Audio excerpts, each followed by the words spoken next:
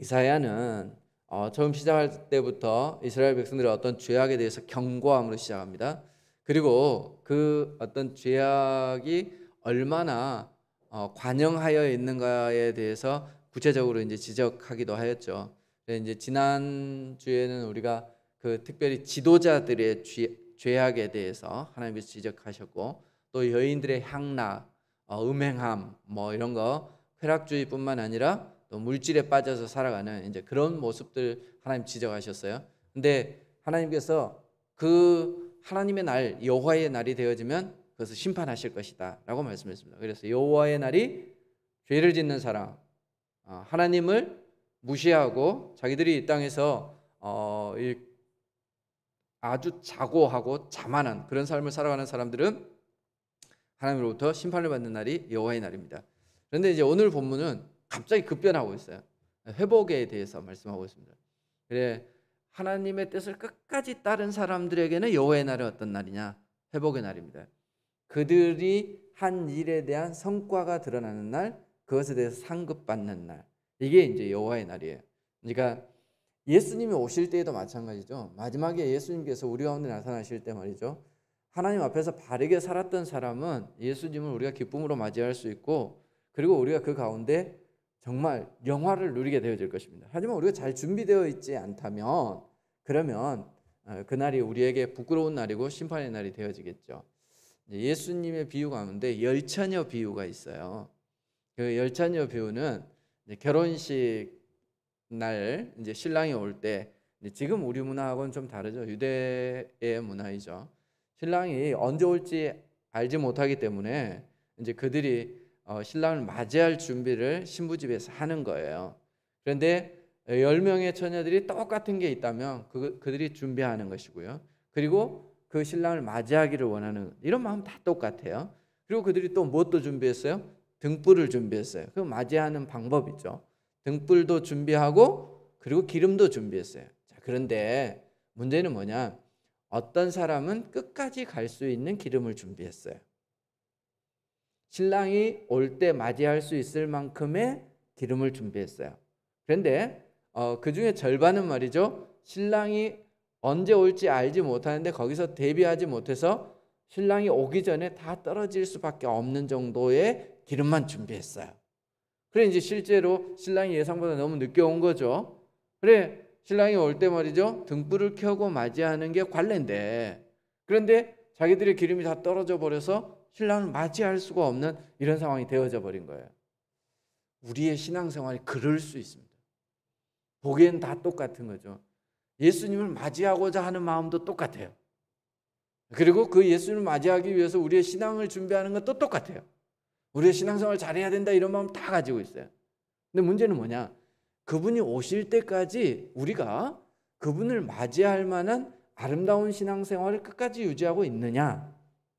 그래서 신랑이 기쁨으로 말이지 그들을 이렇게 맞이할 수 있는 그런 준비가 우리에게 됐느냐? 아니면 중간에 말이죠, 그 신앙이 흐지부지해져서 더 이상 신랑을 맞이할 수 없는 그런 정도가 돼버렸느냐? 이게 중요한 거죠. 지난주에 말씀드렸던 것처럼 한국교회가 한참 부흥할 때 말이죠, 식견이 있는 분들은 지금 한국교회가 기도할 때이다. 더 이상 넘어지지 않기 위해서 기도할 때이다. 이렇게 얘기했던 것처럼 지금 우리가 말이죠, 늘 생각해야 되는 게 서 있을 때 넘어질 것을 준비해야 되는 거예요. 지혜로운 사람은 그런 거죠. 이제 어렸을 때 우리 도덕책에 나왔던 그 우화 중에 하나가 그거였어요. 개미와 배짱이 이야기였어요. 여름 동안에 배짱이는 열심히 놀고 겨울이 되니까 말이죠, 이렇게 막 비바람이 불고 눈이 오고 이러는데 막 초췌해가지고 이렇게 다니는 그거 기억나시죠? 개미는 여름에 열심히 모아놨어요. 그래서 겨울에 비바람이 치고 그래도 말이죠, 자기가 잘 살아갈 수 있는, 너무 단순한 얘기잖아요. 그런데 이 단순한 얘기가 우리의 삶에 그대로 적용되어져요. 젊었을 때 이렇게 잘 인생을 준비해 놓은 사람은 나이가 들고 이제 자기가 이제 힘이 없어질 그럴 때가 되어져도 안심하면서 살아갈 수 있습니다. 그게 물질도 그래요. 근데 자녀들도 키우는 것도 그래요. 그리고 건강 관리도 그래요. 이게 다 젊었을 때 해놔야 되는 거예요. 자기가 할 수 있을 때. 신앙도 그래요. 우리가 알잖아요. 여러분 우리가 신앙의 열정이 말이죠. 늘 처음 같지 않아요. 우리가 처음 예수를 믿을 때는 말이죠. 우리 가운데 뜨거움이 있고 그리고 성령의 물결이 있는 것 같아요. 시대적인 물결. 그러니까 우리나라가 말이죠. 제가 이 중고등부 다니고 막 이럴 때에는 우리나라가 전체적으로 뜨거웠어요. 그래서 막 어디를 가든지 교회들이 막 으쌰으쌰하고 부흥회를 하면 막 뒤집어지고 처음 온 사람이 막 회개를 하고 막 이런 일들이 있었어요. 나가서 말이 전도를 하면 사람들이 막 쉽게 오고 이게 이제 부흥의 어떤 물결이 있는 것 같아요. 그런데 지금은 어때요?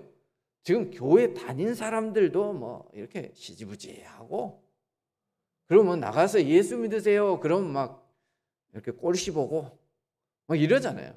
그러니까 지금 이 침체기인 거예요. 그러니까 교회 안에서도 마찬가지죠. 우리가 부흥의 물결이 말이죠. 한참 이 불길이 타오르고 있을 때 그 불을 우리가 보존할 수 있어야 돼요. 오래 가져갈 수 있는 이게 필요한 거예요. 근데 이게 잘 준비되어 있지 않으면 이렇게 어렵고 힘든 시기가 되어지면 그게 드러나는 거죠. 그때는 다 무너져 버리고 마는 이런 모습을 우리가 볼 수 있습니다. 자, 이렇게 잘 준비해야 될 때 준비해야 돼요. 내가 깨달음이 있을 때 준비해야 돼요.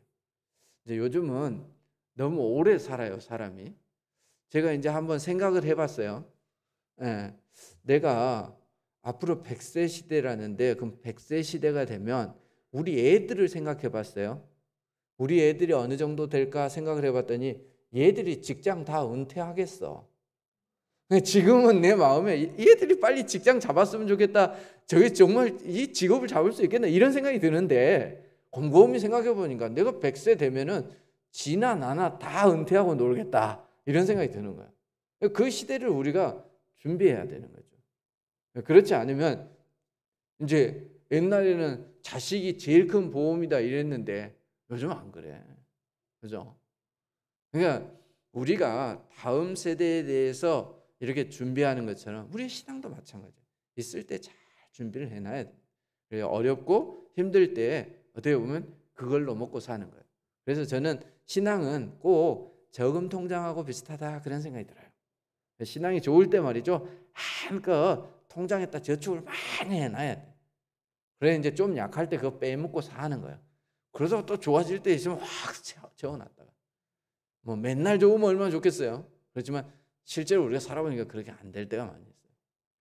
열처녀가 신랑이 올 때까지 그 기름을 보존하고 있어야 되는 것처럼 우리의 신앙이 그래야 됩니다. 그래 이 이사야에 보면은 그루터기 남겨진 자 이런 표현들이 많이 나와요. 이건 어떤 거예요? 다 신앙이 무너질 때 그럴 때 그 가운데 남겨진 자들이 있더라는 거예요. 다시 일으켜 세울 그루터기 같은 존재들이 있더라는 거예요. 우리가 그런 존재가 될 수 있기를 바랍니다. 이제 오늘 보니까 다 지난주까지만 해도 어때요? 막 심판에 대해서 얼마나 강력하게 경고했습니까? 근데 이제 오늘은 회복에 대해서 말씀해요. 한번 보세요. 그날에 똑같은 날이에요. 그런데 여호와의 싹이 아름답고 이제 이 여호와의 싹이 나오면 보통 이제 이 싹이라고 하는 이 단어가 예수님을 지칭할 때 많이 나와요. 그래서 이제 일반적으로 여호와의 싹 이렇게 얘기를 하면 아 예수님이다 메시아일 거다 이제 이렇게 보는 경향이 있습니다. 그런데 꼭 그런지는 알 수 없어요. 이게 이제 상징적인 표현들은 우리가 꼭 그 단어는 그거다 그렇게 하는 데는 좀 위험성이 있어요. 이제 꼭 그런지 아닌지는 몰라요. 그래 학자들 간에도 어떤 사람은 여호와의 싹이 메시아다 이렇게 얘기하는 사람도 있고 아니다 그런 사람도 있어요. 왜냐하면 그 뒤에 나온 땅에 솟아는 이스라엘 피난한 자를 위하여 영화롭고 아름다울 것이며 그러니까 싹이 올라오는데 그것이 말이죠 땅에 솟아닌 것처럼 이렇게 표현되어져요. 그럼 이게 하나 그 예수님은 말이지 영적인 풍성함을 우리에게 주시는 분인데 땅의 것을 풍성하게 해준다 이거하고는 안 어울린다. 그러니까 이게 여호와의 싹이 예수님이 아니다 이렇게 얘기하는 사람들도 있습니다. 근데 분명한 것은 뭐냐면 여호와의 싹은 이제 황무지예요. 아무것도 없어요. 근데 싹이 하나 올라와요. 그러면 그 다음에 희망이 있는 거예요. 거기서 줄기가 나오고요. 열매가 맺혀질 수 있는 거죠. 제가 전에 어디 그 시장에 가가지고 보니까 마가 있어. 마 아시죠? 근데 그 마가 이렇게 길쭉한 마가 있고 못생긴 이 산마가 있더라고. 근데 그 산마는 줄기에 올라오면 그 얘가 구슬 같은 이런 열매 같은 게 달려요. 그거를 한쪽에 이렇게 모아놨어. 그래서 내가 물어봤어요. 그 주인한테 저것이 종자냐? 저걸 심으면 나느냐? 이렇게 얘기했더니 그 양반도 몰라. 자기는 그냥 파는 사람이야. 그래서 이게 주먹같이 못생긴 고구마같이 생긴 마는 그거는 이제 뿌리라는 걸 아는데 그거는 그 아저씨는 내 느낌에 그게 땅속에 묻힌 건지 이렇게 줄기에 붙은 건지 그것도 모르더라고. 나중에 내가 심어보고 올라와서 보니까 그게 땅에 묻힌 게 아니라 위에가 이렇게 달리는 거대요. 그래서 이제 그것을 안 팔아. 그 사람은 이제 마는 이렇게 큰 걸 팔잖아요. 그래서 내가 저거 나 좀 줄 수 있냐 이랬더니 가져가래. 그래가지고 요만큼 가지고 왔어. 그래서 이제 우리 교회 앞에 텃밭이 하나 있었어요. 근데 이제 이걸 어느 정도 깊이로 심어야 될지를 모르겠는 거예요. 이게 이제 보통 있잖아요. 모든 곡식들은 그 깊이가 있잖아. 뭐 모르니까 막 그냥 꽂아놨어요. 뭐 날 테면 나고 말 테면 마라 이러고 이제 꽂아놨는데 안 올라와. 그래, 이게 올라와야지 이게 뭐가 될라나 보다 이랬는데 안 올라와. 기다려도 상추 씨는 뿌리니까 한 뭐 일주일 안에 보통 상추는 이렇게 나오는데 그건 세월이 오래 지났는데 몇 달이 지났는데 안 나와. 그래서 저거는 안 되는 건가 보다 이랬는데 어느 날 갑자기 말이죠 싹이 하나 싹 올라오는 거예요. 근데 그게 올라오기 시작하니까 금방 이렇게 크더만. 줄기식물이니까 이렇게 줄기가 잘 올라오대요. 그때 내가 알았던 거죠. 다른 데서도 올라온다. 그러니까 이 싹 하나가 말이죠 얼마나 큰 희망인지 몰라요. 단순히 하나의 싹인데 그것은 이 안에 생명이 있구나. 그리고 내가 심어놨던 그 모든 것들은 살아있고 그리고 거기에서 열매가 맺겠구나 하는 기대를 하는 거죠. 그러니까 이 여호와의 날이에요. 여호와의 날이 심판의 날이라고 생각했는데 거기에서 싹이 여호와의 싹이라는 표현을 쓴 걸 보니까 어때요? 스스로 난 싹이 아니라 하나님께서 허락하신 싹인 거예요. 그러니까 회복이라고 하는 것은 우리가 노력하고 우리가 애쓴다고 해서 되어지는 게 아니라 정말 은혜인 거예요. 하나님께서 은혜를 주셔야지 회복되어질 수 있어요. 한국 교회가 막 무너져 간다. 그리고 막 세상에 지탄을 받는다. 이렇게 얘기를 해도 말이죠. 우리 가운데 우리 교회가 혹은 내가 그리스도인으로서의 여호와의 싹으로 남아 있다면 우리를 통해서 하나님 역사하실 수 있어요. 그래서 우리가 그런 어떤 존재가 되어졌으면 좋겠어요. 썩어져가는 세상 가운데 하나의 싹, 이 싹이 얼마나 약한 거예요. 그죠? 밟아버리면 말이죠 더 이상 진행되어질 수 없는 거예요. 그런데 이 싹이 소망인 거예요. 그런데 뭘로부터 비롯되어지냐? 여호와로부터 비롯되어져요. 그래서 하나님으로부터 비롯되어지는 여호와의 싹, 이것이 우리에게 소망이 되어집니다. 이것이 어때요? 그 땅의 소산, 그것은 말이죠 이스라엘의 피난한 자를 위하여 영화롭고 아름다울 것이며. 그러니까 이 싹 하나가 땅의 소산인데 이게 피난한 자들에게 말이죠 소망이 되어지는 거예요. 힘이 되어지는 것이죠. 우리가 예수님께서 말이죠 이 땅에 오셔서 그분은 죽음 가운데서 생명의 싹이 되어 주셨어요. 그래서 모든 사람에게 부활의 첫 열매가 되어 주시고 부활의 증거가 되어 주셨죠. 그래서 다른 사람들이 예수 그리스도를 믿고 그분처럼 부활하게 되어지는 것처럼 우리가 그랬으면 좋겠습니다. 우리 모든 성도들이 우리가 하나님 앞에서 하나님께서 허락하신 생명의 싹, 그래서 정말 힘들고 어려운 시대에 말이죠 정말 하나님의 빛을 드러내서 많은 이들을 영화롭게 하고 그들에게 소망을 줄 수 있는 그런 우리들이 되어질 수 있기를 바랍니다. 자, 3절에 보면 시온에 남아있는 자, 예루살렘에 머물러 있는 자, 곧 예루살렘 안에 생존한 자 중 기록된 모든 사람은 거룩하다 칭함을 얻으리니. 하나님은 심판하시는 게 정말 죽여버리겠다 이런 목적으로 하시는 분이 아니라는 걸 볼 수 있습니다. 하나님이 심판을 하시는 것은 이유가 있어요. 그건 뭐냐? 그들을 회복시키기 위해서 그렇습니다. 자, 우리가 그 내년에 농사를 짓기 위해서 종자를 남겨놨어요. 근데 종자 가운데 일부가 썩었어요. 그럼 어떻게 해야 될까요? 다른 종자를 살리기 위해서 가만 놔두면 안 되고 그 썩어진 종자는 떼서 버려야지 다른 게 안 썩는 거예요. 도려내야 되는 것이죠. 구별해서 버려야 돼요. 그런 것처럼 하나님께서는 우리를 심판하시는 이유가 뭐냐 하면 정말 죽이기 위해서 그런 게 아니라 살아있는 것, 살릴 수 있는 것을 살리기 위해서 그것을 심판하고 도려내는 일을 하시는 거예요. 그게 여호와의 날에 있을 일이다 하는 거죠. 왜 하나님께서는 그의 백성이잖아요. 하나님께서 많은 민족 가운데 이스라엘 백성들을 구별해서 하나님께서 예배하신 장소 가나안에 데려다 놓고 하나님이 정해놓은 율법 그것을 먹여 살리고, 그런데 그들이 말이죠 잘못 살아갈 때 왜 하나님이, 다른 사람들도 다 알잖아, 저기는 하나님 섬기는 나라단다, 그런데 왜 그 사람들을 치냔 말이야. 저들의 하나님은 말이지 애굽에서 그 백성들 멀쩡하게 있는데 데리고 와가지고 그 가나안 땅에 데려다 놓더니 그 다음에는 말 죄 짓는다고 두드러 패. 그리고 절반은 죽었대. 이게 하나님한테도 덕이 되지 않고 영광이 되지 않는 거예요. 그런데 왜 그런 일들을 하시냐는 거예요. 살아있는 자들을 살리기 위해서, 그들을 회복시키기 위해서 그렇게 하시는 거예요. 우리의 인생도 마찬가지입니다. 우리가 그렇잖아요. 예수를 믿고 내 인생 평탄대로만 가면 얼마나 좋겠어요. 모든 일이 잘 되면 얼마나 좋겠어요. 그런데 말이지 남편이 자리를 잡을만 하면 자식이 속을 썩이고요, 집안이 다 좀 뭐 이렇게 든든하게 서갈만 하면 누가 아프고요. 근데 참 재밌는 건 지난주에도 말씀드렸지만 우리가 잘 살게 되어지고 평안하게 되어지면 하나님과 멀어지는 경향이 있어요.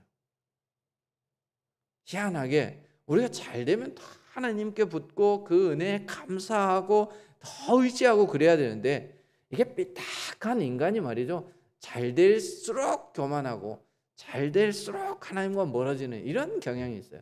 그럴 때마다 하나님은 어때요? 하나씩 치시는 거예요.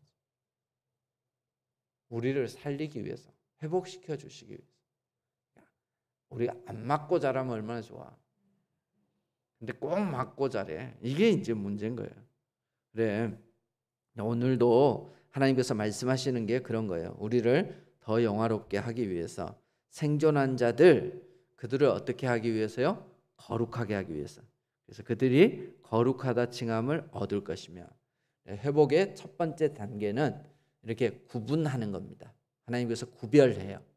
그리고 하나님께서 선택한 그들을 어떻게 하느냐? 거룩하게 하세요. 거룩하게 하세요. 깨끗하게 씻는 거죠. 그러는 과정 가운데서 심판이 있고 소멸하는 게 있습니다. 4절에 보면 주께서 심판하는 영과 소멸하는 영으로, 소멸한다라고 하는 이 표현은 태워버린다 이런 뜻이에요. 그래, 태워서 없애버리는, 우리의 죄에 대해서는 어때요? 태워서 없애버려요. 우리의 죄악에 대해서는 하나님 심판하고요, 그 값을 이미 정산해버리고 끝내버리는 거죠. 그리고 나서 우리가 더 이상 부끄럽지 않게 우리 스스로 하나님 앞에서 담대해질 수 있도록 우리를 거룩하게 하시는 겁니다. 그 뒤에 보면 시온의 딸들의 더러움을 씻기시며, 하나님이 우리를 씻기는 작업을 해요. 그래서 회복해가는 과정에서 하나님 구별하셔서 쓸만한 것은 어떻게 한다고? 회개케 하고 정결케 하고 깨끗게 하고, 이게 이제 하나님께서 우리를 회복시켜가는 과정입니다. 우리의 삶 가운데 이런 과정이 아파요, 힘들어요. 그렇지만 우리가 이것을 견뎌내야 우리가 살아갈 수 있어요. 삶 가운데 이런 일들이 있을 때 여러분들이 잘 이겨내시기를 바랍니다. 깨끗해져가는 과정이다. 이걸 잊지 않으시기를 바랍니다. 자, 하나님께 드려지는 제물은 어떤 제물이 드려져요? 흠없는 제물이 드려져요. 그러니까 우리 가운데 흠이 있을 때 하나님이 제거하시고요, 그리고 그것을 회복하는 이런 과정들을 겪으신다라고 하는 것을 우리가 기억하시기를 바랍니다. 자, 그 다음에 하나님께서 보호하시는 것을 볼 수 있습니다. 여호와께서 거하시는 온 시온산 모든 지폐, 이 지폐라는 말이 교회라는 거예요. 에클레시아, 모임이죠. 그리스도인들의 모임. 그게 집회잖아요. 그러니까 시온산, 성전이 있는 산, 그리고 모든 교회 위에 낮이면 구름과 연기, 밤이면 화염의 빛을 만드시고 그 모든 영광 위에 덮개를 두시며 우리를 어떻게 하시겠다는 겁니까? 보호해 주시겠답니다. 근데 이 보호가 어떻게 드러나요? 직접 그들의 모임 위에 구름으로 불로 드러나요. 이게 출애굽할 때 하나님께서 그들을 그렇게 인도해 가셨어요. 기억나죠? 낮에는 구름 기둥으로, 밤에는 불 기둥으로 이렇게 인도해 가셨어요. 자, 근데 이렇게 구름이 덮이고 또 불이 덮이는 이제 이것은 하나님이 임재하셨다는 뜻이에요. 예수님의 이름, 예수님의 별명 가운데 임마누엘이 있어요. 하나님이 우리와 함께 계신다는 뜻이에요. 그러니까 하나님께서 우리를 보호해 주시는데 어떻게 보호해 주시는 거예요? 함께 하면서 보호해 주시는 거예요. 이게 얼마나 큰 은혜인지 몰라요. 가족이라도 멀리 떨어져 있는 사람은 말이죠, 별 도움이 안 돼요. 근데 가족이 아니어도 말이죠, 가까이 있는 사람은 우리가 위급할 때 큰 도움이 돼요. 전에 시골교회에 있을 때 우리 연세가 많으신 할머니가 한 분 계셨는데 그 할머니는 아프면 저한테 전화를 해요. 목사님 이러고 전화를 해요. 근데 엄살이 심해. 그래서 꼭 전화를 하면 좀 아프면 아파요 막 이러고 전화가 와요. 그럼 또 엄살이다 이랬는데 한 번은 한밤중에 이제 막 해가 뉘엿뉘엿지는데 한밤중에 전화 왔어요. 그래가지고 그때 또 아프대. 그래가지고 아유 이 할머니가 또 이제 엄살을 부리나 보다 이러고 갔는데 아니야 진짜로 아파. 근데 어떻게 아프냐 하면 막 온몸을 막 부들부들 떠는 거예요. 그러니까 우리가 옆에서 잡는데 이 장정이 손을 잡아도 그 할머니가 얼마나 흔들어대는지 막 내 손이 흔들릴 정도로 막 온몸이 막 부들부들 떨고요. 그래 막 춥다 하고 막 이러는 거예요. 당황스럽대요. 어떻게 해야 될지 잘 모르겠잖아요. 그래가지고 119에 전화를 하려고 하는데 이 할머니가 뭐라 그러냐면 저혈당이어서 그렇대. 몇 번 그런 일이 있었던 거야 자기한테. 저혈당이어서 그렇다고.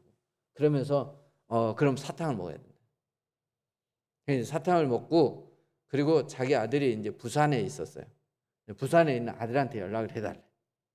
그래서 아들한테 연락을 했더니 아들이 목사님 죄송한데 우리가 갔다 오면 너무 시간이 걸리니까 목사님 한번 어머니를 모시고 와 주실 수 있겠어요? 그래서 한밤중에 부산으로 그 할머니를 이렇게 모시고 갔던 적이 있어요. 그래 우리가 몰랐을 때는 굉장히 무섭더라고. 근데 이 저혈당이 말이죠. 이렇게 당이 좀 들어가면 또 차분해지대. 그리고 또 병원에 가서 주사 한 방 맞으니까 그 할머니가 말이 그렇게 많았는데 다시 말이 살아나대. 멀쩡해지는 거야. 그럼 우리가 그 함께 한다라고 하는 게 말이죠. 얼마나 큰 힘이 되는지 몰라요. 자기 아들이 나보다 얼마나 자기 어머니를 더 사랑하겠어요. 그리고 얼마나 더 신경을 쓰겠어요. 근데 같이 하지 않으니까 자기가 사랑하는 것을 베풀 수가 없어요. 근데 하나님께서는 말이죠. 우리와 같이 계셔요. 그러니까 구름하고 불이 이렇게 임했다. 이것은 함께 하신다는 거예요. 그러면 그분이 뭘 보겠어요?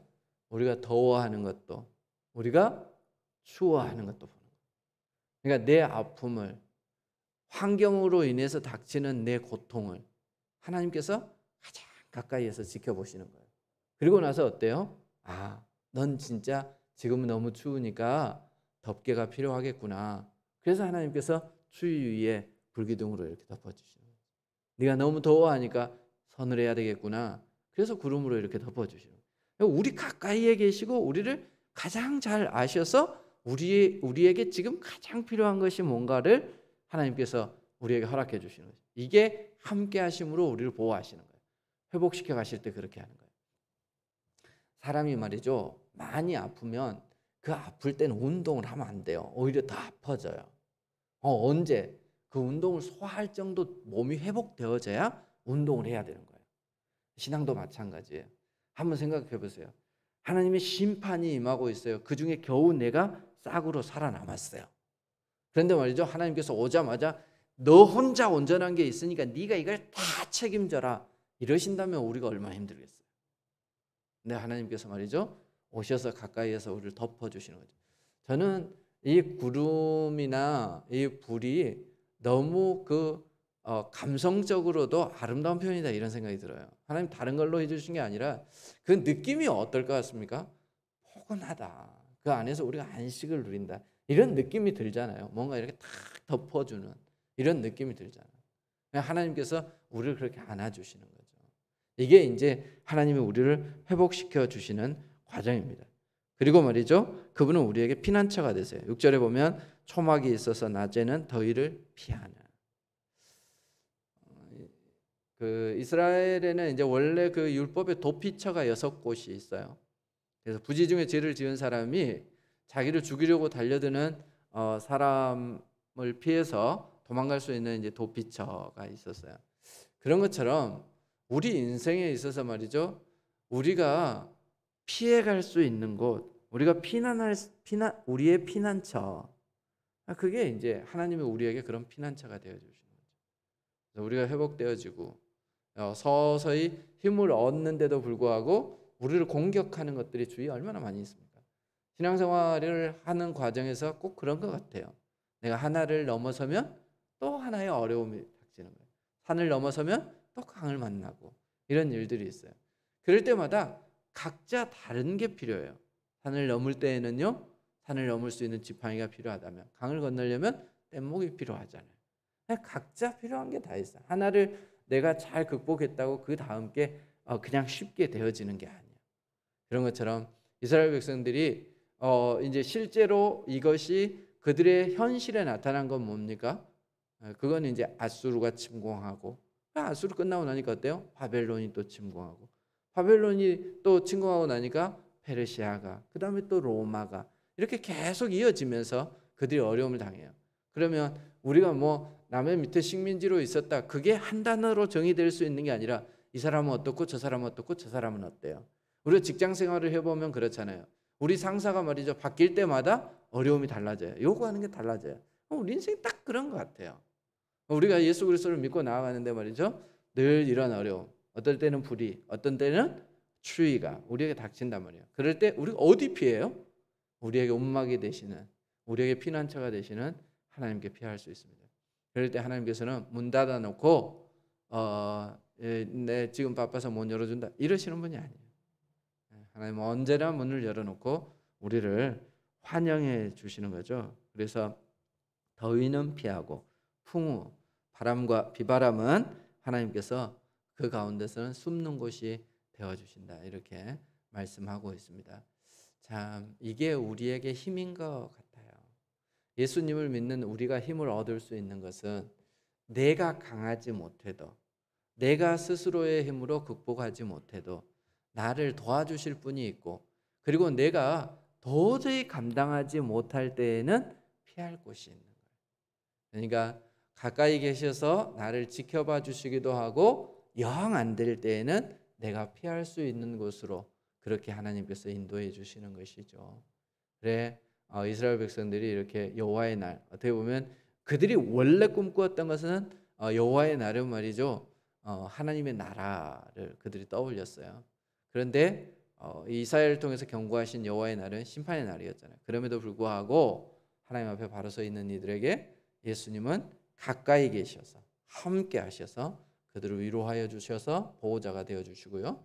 그리고 환경이 도저히 극복할 수 없을 때에는 피난처가 되어 주시는 그런 분이 되시는 거죠. 그러기 위해서 우리가 초두에 말씀드렸던 것처럼 잘 준비되어 있는 신앙인이 되어졌으면 좋겠습니다. 기름을 잘 준비해서 떨어지지 않고 끝까지 예수님을 붙잡고 살아갈 수 있는 그런 우리 신앙인들이 되어지시기를 바랍니다. 기도하겠습니다. 하나님, 세상을 살아갈 때 우리는 가끔씩 담대함을 가질 때가 있습니다. 이것은 충분히 나 혼자 감당할 수 있겠어 라는 자신감이 있을 때가 있습니다. 그러다가 몇 번의 실패를 거치고 나서 우리 스스로가 얼마나 연약한 존재인지, 그래서 그 자신감은 오히려 우리에게 패배의식으로 다가와서 더 이상 도전하지 못하게 만드는, 그래 무너져 버리고 마는 그런 인생들이 되어질 때가 있습니다. 그런데 하나님 그 가운데서 우리를 지켜주셔서 우리가 너무너무 힘들고 어려울 때 우리 가운데 임재해 주셔서 우리를 보호해 주시고, 그리고 도저히 극복할 수 없을 때에는 피난처가 되어 주시니 감사를 드립니다. 힘들고 어려울 때 스스로 그 일들을 하려다 지치고 낙오되는 것이 아니라 하나님을 의지하고 하나님 손 붙잡음으로 힘을 얻고, 그 가운데 우리가 새 힘을 얻어서 다시 일어설 수 있는 그런 신앙인이 되어질 수 있도록 도와주옵소서. 무엇보다 우리가 마지막 날에 이렇게 하나님의 은혜를 받기 위해서 그리스도인으로 부름 받았다면 자고해지지 아니하고 하나님을 떠나지 아니하고 세상을 더 사랑하지 아니하고 끝까지 하나님과 동행하며 믿음을 지키는 사람 되어질 수 있도록 도와주옵소서. 예수님 이름으로 기도하옵나이다. 아멘. 370장 찬송 드리겠습니다.